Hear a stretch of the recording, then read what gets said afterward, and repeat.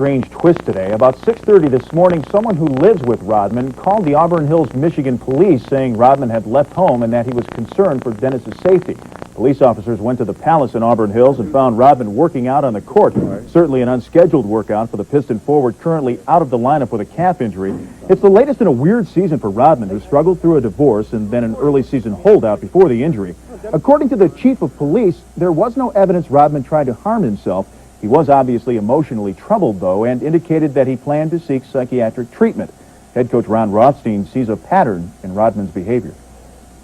Dennis, when he was healthy and playing, seemed to put his life in order. And then when he got hurt, it seemed to regress a little bit again. The Dennis Rodman situation in Detroit. A friend calls police because Rodman isn't home in the middle of the night and a rifle is missing from the house. Rodman is found working out at the Palace around 6 o'clock in the morning Thursday. The rifle was in his truck. He was taken to a psychiatrist's office. Now, while Pistons president Tom Wilson has expressed concern over the incident, Rodman says everything's fine. In fact, he had dinner with his old coach Chuck Daly last night. Pistons PR director Matt Dobek says the whole thing's being overblown by people who don't know Rodman as well as he does. Nothing amusing about Rodman's life back in 1993.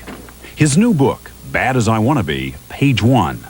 Rodman writes of sitting in his pickup truck with a rifle in his lap, deciding whether to kill himself, depressed over having to put on an image that just didn't fit. A lot of people in the world come to a point where they're like, God, I don't want to do it anymore. I don't want to take this. I don't want the burden, the pressure, and the agony. Psychologically, what took you to that point?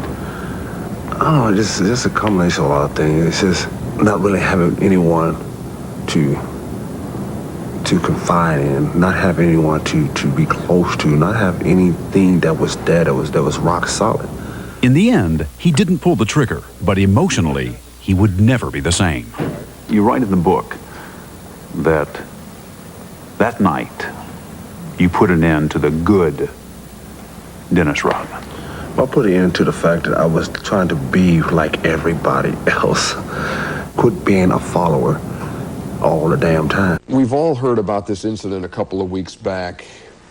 6 o'clock in the morning, they find you at the Palace. Your friends had called the police because you weren't around. There was a gun missing from the house. They find you at the Palace, gun in the truck. What was that all about? It was like I said, once one of those times where I felt like that I didn't have a reason to play basketball anymore. You know, I felt like that I was losing touch with my daughter and whatever, and I left feeling kind of down and down and out. I'm not gonna go out and shoot anybody. I'm not gonna go out and kill myself.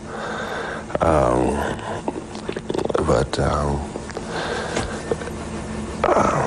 I can see the reason why people got scared because of the rifle. But